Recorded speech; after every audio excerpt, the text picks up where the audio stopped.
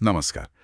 आज हम एक बहुत ही विलक्षण आविष्कारक और भविष्यद्रष्टा के जीवन और विचारों की गहराई में उतर रहे हैं, जिनके काम ने मतलब हमारी आज की बिजली से चलने वाली दुनिया की नींव रखी। Nikola Tesla.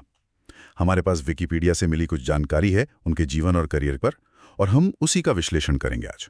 हाँ बिल्कुल। और मकसद यही है कि टेस्ला के जीवन की जो ऊंचाइयां थीं, जो गहराइयां थीं, उनके वो क्रांतिकारी आविष्कार और वो सारी उलझनें जिन्होंने उन्हें इतिहास का एक इतना क्या कहते हैं दिलचस्प किरदार बनाया, उनको समझ सकें। तो चलिए शुरू करते हैं फिर। निकोला टेस्ला जन्म हुआ 10 जुलाई 1856 को। ऑस्ट्रियाई साम्राज्य का स्मिलजान गांव था वो, जो आज क्रोएशिया में है। परिवार सर्बियाई मूल का था। पिता मिलुटिन टेस्ला वो एक रूढ़िवादी चर्च के पादरी थे। और माँ ड्यूका मैंडिक वो कमाल की थीं। मतलब औपचारिक शिक्षा नहीं थी, पर घर पर ही तरह तरह के मैकेनिकल उपकरण बनाने में गजब की माहिर थीं। हाँ, टेस्ला खुद कहते थे कि उनकी जो फोटोग्राफिक मेमोरी थी और वो नई चीजें सोचने की क्षमता वो माँ से ही मिली थी। ये वाकई दिलचस्प है। मतलब देखिए, पारिवारिक माहौल कैसा था? पिता पादरी यानी धर्म और परंपरा, और माँ आविष्कारक प्रवृत्ति की यानी विज्ञान और प्रैक्टिकलिटी। शायद इसी मेल ने उनकी वो लीक से हटकर सोचने की, मतलब वो अनकन्वेंशनल सोच की नींव रखी। उनकी माँ की प्रतिभा ये भी दिखाती है कि हुनर और समझ सिर्फ किताबी पढ़ाई तक सीमित नहीं है। बिल्कुल। टेस्ला ने फिर ग्राज के टेक्निकल कॉलेज में इंजीनियरिंग की पढ़ाई शुरू की। बिजली के जो प्रदर्शन होते थे वो उन्हें बहुत लुभाते थे। कहते हैं कि वो मुश्किल गणित जैसे इंटीग्रल कैलकुलस वो मन ही मन में हल कर लेते थे। अरे वाह! हाँ, उनके टीचरों को तो शक होता था कि शायद नकल कर रहे हैं। उन्होंने 4 साल का कोर्स 3 साल में ही पूरा करने की भी कोशिश की।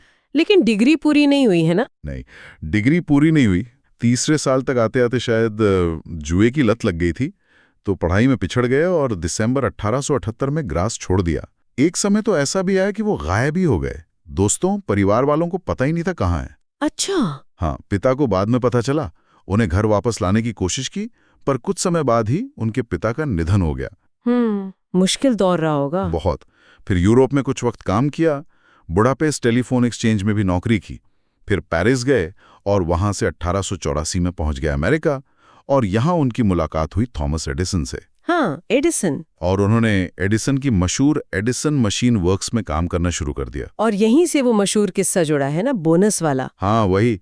टेस्ला ने बाद में लिखा कि एडिसन के मैनेजर, या शायद खुद एडिसन नहीं, कहानियां थोड़ी बदलती रहती हैं इस पर, उन्होंने वादा किया था कि अगर वो एडिसन की डायरेक्ट करंट यानी डीसी मशीनों को बेहतर बना देंगे तो उन्हें $50,000 का बोनस मिलेगा। या थोड़ा बढ़ा चढ़ाकर बताया गया हो, ये टेस्ला और एडिसन के बीच का जो तनाव था और उनके जो बिल्कुल अलग नजरिए थे उन्हें जरूर दिखाता है। एडिसन बहुत ही प्रैक्टिकल आविष्कारक और बिजनेसमैन थे।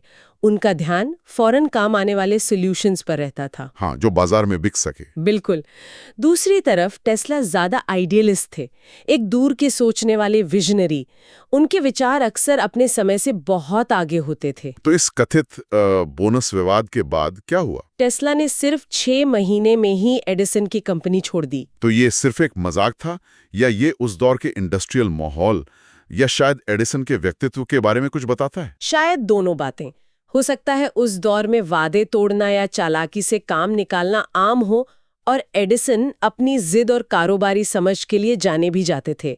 टेस्ला का आदर्शवाद शायद उस माहौल में फिट नहीं बैठा। इस घटना ने यकीनन उनके रिश्ते में कड़वाहट तो घोल ही दी। एडिसन को छोड़ने के बाद टेस्ला के लिए वक्त काफी मुश्किल रहा। कुछ समय छोटे मोटे बिजली के काम किए, और यहाँ तक कि $2 रोज के हिसाब से गड्ढे खोदने का काम भी करना पड़ा। $2 रोज? हाँ। उन्होंने बाद में लिखा कि उस दौर में उन्हें अपनी इंजीनियरिंग की पढ़ाई एक मजाक जैसी लगती थी। सोचना भी मुश्किल है कि इतने प्रतिभाशाली इंसान को ये दिन देखने पड़े। बिल्कुल। लेकिन फिर किस्मत ने करवट ली। हाँ, 1886 के आखिर में उनकी मुलाकात 2 निवेशकों से हुई, एल्फ्रेड एस ब्राउन और चार्ल्स एफ पेक। उन्होंने टेस्ला की काबिलियत को पहचाना और मिलकर 1887 में टेस्ला इलेक्ट्रिक कंपनी बनाई। और यहीं पे आया वो बड़ा वाला आविष्कार। बिल्कुल।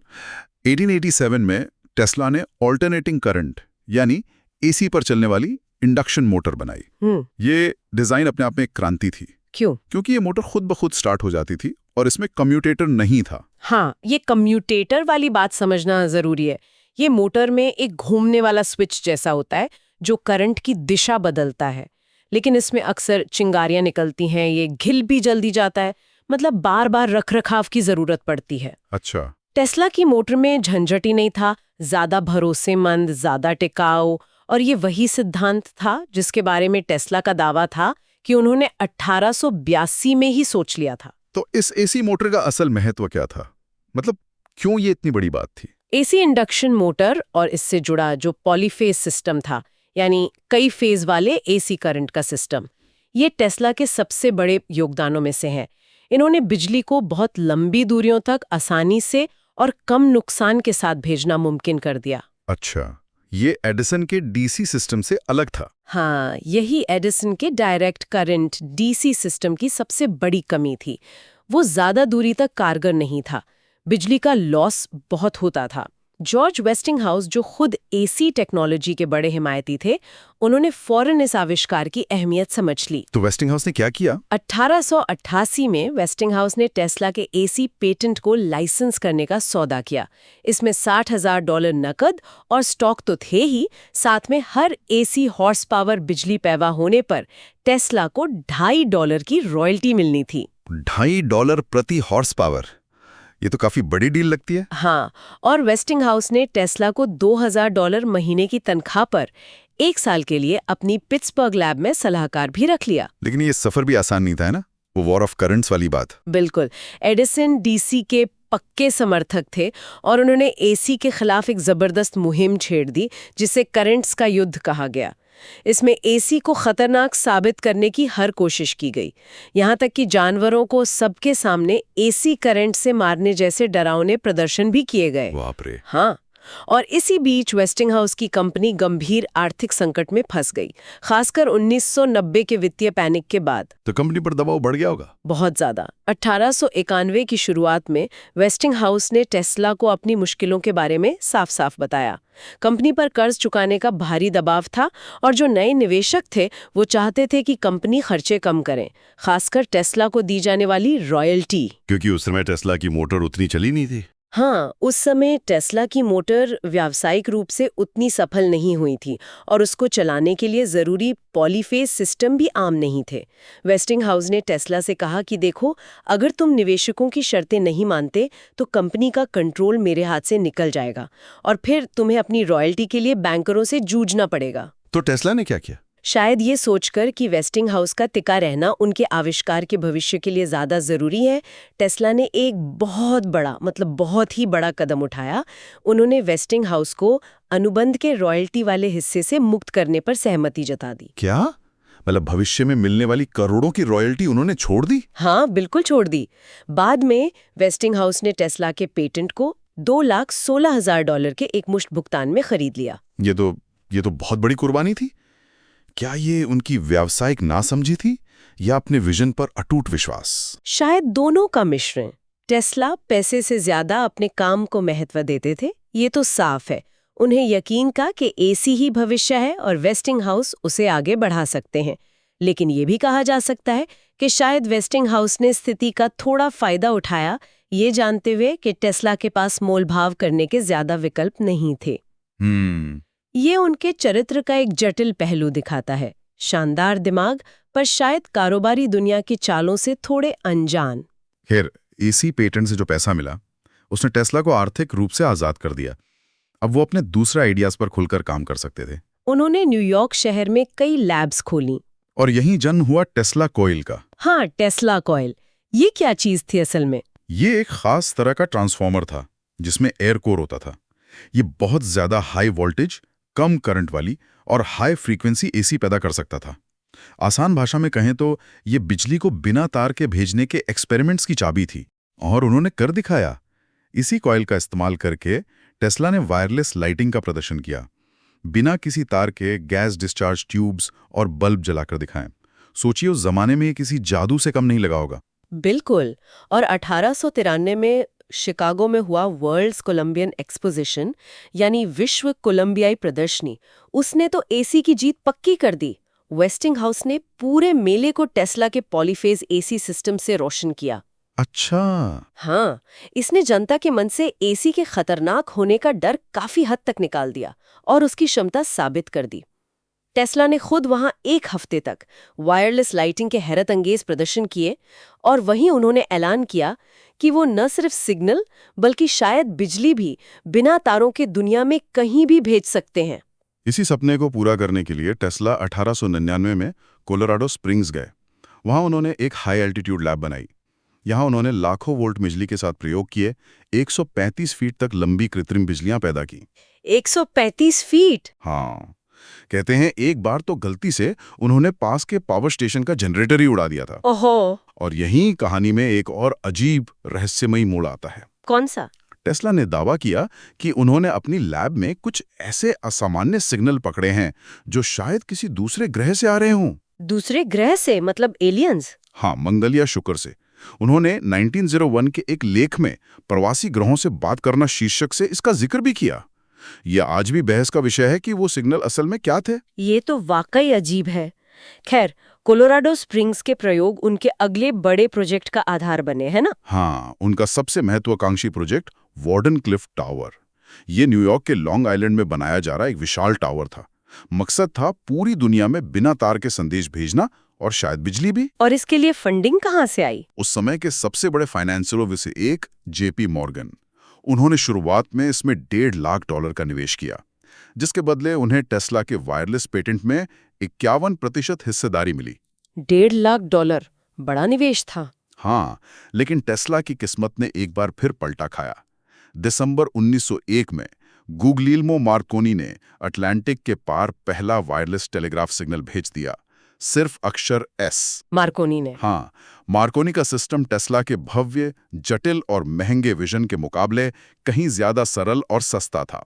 बस निवेशकों का भरोसा डगमगा गया। जेपी मॉर्गन ने और पैसा देने से इनकार कर दिया। फंडिंग रुक गई। Oh no. और 1906 तक यह प्रोजेक्ट पूरी तरह बंद हो गया।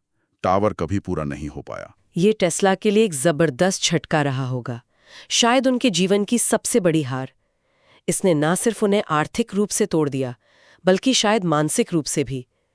वार्डनक्लिफ का वो अधूरा सपना उनके साथ हमेशा रहा। हाँ, वार्डनक्लिफ की नाकामी टेस्ला के लिए बेशक एक बड़ा सदमा थी, लेकिन इसने उन्हें पूरी तरह रोका नहीं। उन्होंने दूसरे आइडियाज पर काम जारी रखा, जैसे कि ब्लेडलेस टर्बाइन, जिसे उन्होंने 1906 में दिखाया। उन्होंने वायरलेस टेक्नोलॉजी के पेटेंट को लेकर मुकदमे भी लड़े, खासकर मार्कोनी कंपनी के खिलाफ। और विडंबना देखिए, 1943 में अमेरिकी सुप्रीम कोर्ट ने टेस्ला के कुछ शुरुआती वायरलेस पेटेंट को मान्यता दी, लेकिन ये उनकी मौत के कुछ महीने बाद हुआ। आर्थिक तौर पर वो लगातार संघर्ष करते रहे। वार्डनक्लिफ में उनका सारा पैसा डूब चुका था। वो न्यूयॉर्क के महंगे होटलों में रहते थे, लेकिन अक्सर बिल चुकाए बिना ही चले जाते थे। उनके बाद के सालों में कुछ अजीब आदतें भी सामने आने लगीं, जैसे वो रोज पार्क जाकर कबूतरों को दाना खिलाते थे। हाँ, कबूतरों वाला किस्सा। उन्हें एक खास घायल सफेद मादा कबूतर से बहुत लगाव हो गया था। कहते हैं उसकी देखभाल पर उन्होंने $2000 से ज्यादा खर्च कर दिए। $2000 एक कबूतर पर? हाँ, जिसमें उसके टूटे पंख और पैर को सहारा देने के लिए एक खास डिवाइस बनाना भी शामिल था। 1934 से वेस्टिंगहाउस कंपनी ने उन्हें $125 महीना देना शुरू किया और उनके होटल न्यूयॉर्कर का किराया भी भरने लगी। अच्छा, वेस्टिंगहाउस ने मदद की? हाँ, इसे नाम दिया गया सलाहकार शुल्क, शायद इसलिए कि टेस्ला दान लेने में हिचकते थे, या शायद कंपनी अपने पूर्व स्टार आविष्कारक की गरीबी की खबरों से बचना चाहती थे। ये भी हो सकता है। अपने आखिरी सालों में टेस्ला अपने जन्मदिन पर प्रेस कॉन्फ्रेंस करने लगे थे। इन मौकों पर वो अक्सर चौंकाने वाले और कभी-कभी अविश्वसनीय लगने वाले दावे करते थे। जैसे कॉस्मिक किरणों से चलने वाली मोटर, विचारों को रिकॉर्ड करने के लिए आंख के रेटिना की तस्वीर लेने का तरीका, और सबसे ज्यादा चर्चित एक डेथ रे या मृत्यु किरण, जिसे उन्होंने टेलीफोर्स कहा। डेथ रे? ये क्या था? उनका दावा था कि ये एक रक्षात्मक हथियार है जो किसी भी देश की सीमा पर लगकर हमलावर सेना या जहाजों को मीलों दूर से नष्ट कर सकता है और इस तरह युद्ध खत्म कर सकता है। क्या उन्होंने इसका कोई प्लान दिया? पूरे प्लान तो कभी सार्वजनिक नहीं किए, पर उनके नोट्स बाद में बेलग्रेड म्यूजियम में मिले हैं। अगर उनकी निजी जिंदगी की बात करें तो टेस्ला ने कभी शादी नहीं की।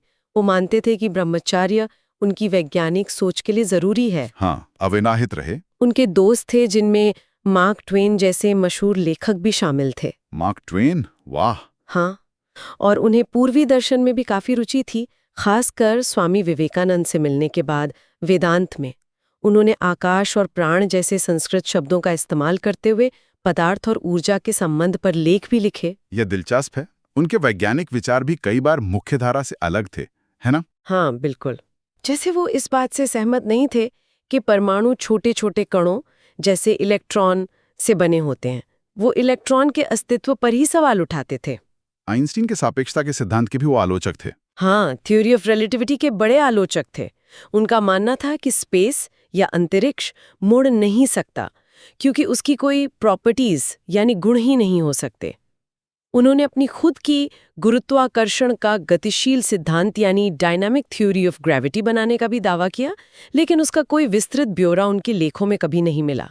और सामाजिक विचारों में उन्हें काफी हद तक मानवतावादी माना जाता है, लेकिन उस जमाने के कुछ प्रचलित विचारों की तरह उन्होंने यूजेनिक्स यानी सुजननिकी का भी समर्थन किया। उनका मानना था कि इंसानी दया प्रकृति के क्रूर तरीके से कमजोर नस्लों को हटाने के काम में दखल देती है। यहाँ ये ध्यान रखना जरूरी है कि ये उस समय के विचार थे जिन्हें आज पूरी तरह से गलत माना जाता है। हम सिर्फ स्रोत में दी गई जानकारी बता रहे हैं, इसका समर्थन नहीं कर रहे हैं। बिल्कुल, ये उस दौर का प्रतिबिंब है। फिर 1937 की पतझड़ में 81 साल की उम्र में टेस्ला देर रात सड़क पार करते हुए न्यूयॉर्क में एक टैक्सी से टकरा गए। पीठ में गंभीर चोट आई, 3 पसलियां टूट गई, लेकिन अपनी आदत के मुताबिक उन्होंने डॉक्टर को दिखाने से इनकार कर दिया। ओह, और इस चोट से वो पूरी तरह उभर नहीं पाए? हाँ, कभी पूरी तरह ठीक नहीं हुए। और फिर 7 जनवरी 1943 को 86 साल की उम्र में होटल न्यूयॉर्कर के अपने कमरे नंबर 3327 में अकेले उनकी मृत्यु हो गई। अकेले? हाँ, अकेले। मौत का कारण कोरोनरी थ्रोम्बोसिस बताया गया, हृदय धमनी में खून का थक्का जमना। उनकी मौत के बाद क्या हुआ? उनके सामान का? उनकी मौत के 2 दिन बाद FBI ने एलियन प्रॉपर्टी कस्टोडियन को आदेश देकर उनका सारा सामान जब्त कर लिया। FBI ने? क्यों? शायद उनके डेथ रे जैसे दावों की वजह से युद्ध का समय भी था। MIT के एक जाने माने प्रोफेसर जॉन जी ट्रम्प, वही ट्रम्प परिवार। हाँ, वही ट्रम्प परिवार जिससे डोनाल्ड ट्रम्प जुड़े हैं। उन्हें टेस्ला के कागजात की जांच करने के लिए बुलाया गया। और क्या मिला? 3 दिन की जांच के बाद प्रोफेसर ट्रम्प ने कहा कि इनमें ऐसा कुछ भी नहीं है जो दुश्मन के हाथों में पड़कर खतरनाक साबित हो सके। तो उनकी विरासत का क्या हुआ? टेस्ला की राख को बाद में बेलग्रेड, सर्बिया ले जाया गया। वहां ये निकोला टेस्ला म्यूजियम में सोने की परत चढ़ी एक गेंद के आकार के कलश में रखी है। और उनके सम्मान में मैग्नेटिक फ्लक्स डेंसिटी की SI यूनिट का नाम टेस्ला रखा गया है। हाँ, ये एक बड़ा सम्मान है। तो निकोला टेस्ला की कहानी, एक असाधारण प्रतिभा, क्रांतिकारी विचार, गजब की दूरदर्शिता, लेकिन साथ ही दुखद संघर्ष और अधूरी रह गई महत्वाकांक्षाएं। मतलब एक बहुत ही जटिल ताना बाना है उनकी जिंदगी का। एक ऐसा इंसान जिसने हमारी आधुनिक दुनिया की बिजली वाली बुनियाद रखी, पर जिसका अपना अंत अकेलेपन और गुमनामी के करीब हुआ। और ये सोचने पर मजबूर करता है ना, टेस्ला ने अपने आखिरी सालों में जिन बड़े बड़े आइडियाज का दावा किया, जैसे वो डेथ रे या गुरुत्वाकर्षण का गतिशील सिद्धांत, क्या वो सिर्फ एक उम्रदराज, शायद कुछ निराश हो चुके दिमाग की उड़ानें थीं? या फिर उनके अधूरे काम, बेलग्रेड में रखा उनका विशाल आर्काइव और समय समय पर सामने आने वाले उनके नए पेटेंट्स इस बात का इशारा करते हैं कि उनके विचारों में अब भी ऐसे रहस्य छुपे हैं जिनके खुलने का इंतजार बाकी है? ये एक ऐसा सवाल है जो शायद हमेशा निकोला टेस्ला की रहस्यमयी विरासत के साथ जुड़ा रहेगा।